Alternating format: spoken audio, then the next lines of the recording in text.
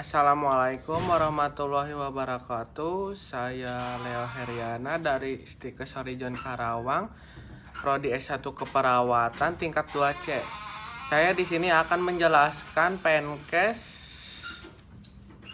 terkait edukasi masyarakat terhadap stigma dan diskriminasi pada pasien ODH di masyarakat. Apa itu HIV? Virus imunodefisiensi manusia adalah dua spesies lentivirus penyebab AIDS. Virus ini menyerang manusia dan menyerang sistem kekebalan tubuh, sehingga tubuh menjadi lemah dalam melawan infeksi. Jika virus ini terus menyerang tubuh, sistem pertahanan tubuh kita akan semakin lemah. Penularan HIV. 1. Hubungan seks. Penularan HIV dapat terjadi melalui hubungan seksual tanpa kondom, baik itu melalui vagina, anal, maupun seks oral. 2. Penggunaan jarum suntik HIV dapat ditularkan melalui jarum suntik yang terkontaminasi darah yang terinfeksi HIV. 3. Kehamilan, persalinan atau menyusui. Seorang ibu yang terinfeksi HIV dan mengandung atau menyusui beresiko tinggi untuk menularkan HIV kepada bayinya. 4. Transfusi darah. Dalam sebagian kasus, penularan HIV juga bisa terjadi melalui transfusi darah. Pencegahan HIV. Sampai saat ini belum ada obat ataupun vaksin yang dapat mencegah dan menyembuhkan infeksi HIV atau AIDS. Namun bagi Anda yang menderita infeksi HIV, ada upaya yang dapat dilakukan untuk mengendalikan infeksi tersebut, yaitu mengonsumsi obat antiretroviral sesuai dosis yang disarankan dokter. Selain itu, yang tidak kalah penting dalam mencegah penularan HIV sejak awal, bagaimana caranya? Berikut ini adalah langkah-langkah. 1. Gunakan kondom setiap kali berhubungan seks. 2. Hindari perilaku seksual yang beresiko. 3. Hindari penggunaan jarum bekas. 4. Lakukan pre-exposure prophylaxis.